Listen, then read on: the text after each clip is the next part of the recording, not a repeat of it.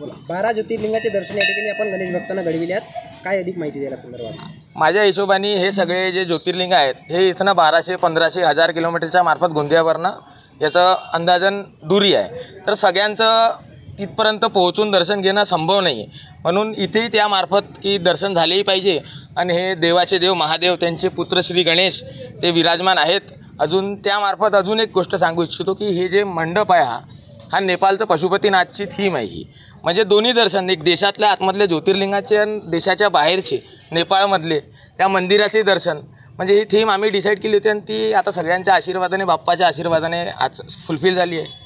लोक पाहायला येतात, गर्दी करतात. हो, कुठून लोक येतात? नाही, लोक पूर्ण गोंदिया ग्रामीण, नागपूरवरनं खूप लोक फोन करून आले ती थीम बघायला. जे मित्र आहेत म्हणजे असं स्पेशली, अजून आमदार आलेत, काही खूप सारे खासदार आले होते त्या दिवशी, माजी खासदार, बाकी पूर्ण जेवढे. आमची समितीने महाप्रसाद पहिल्यांदा आयोजन केलं आहे यावेळेस, तर त्यामार्फत वेगळ्या वेगळ्या मोदक, वेगळे वेगळे स्वीट मेनू डिशेस बनवण्यात येतात.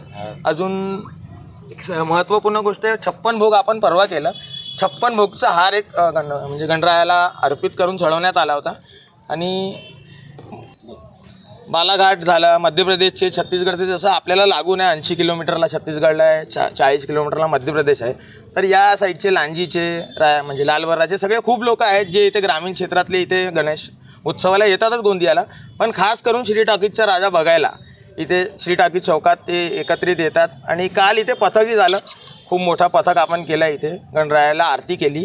अजून वेगळे वेगळे इव्हेंट रोज आहेत, जसं आज एक आहे आणि उद्या मेडिकल कॅम्प घेणार आहे आपण. डेंटल कॅम्प आहे, म्हणजे आजपर्यंत सगळे कॅम्प होतात पण डेंटल कॅम्प नाही होत, इयरचा कॅम्प नाही होत, तर कानाचं अजून दाताविषयी आपण तो कॅम्प घेत आहे उद्या.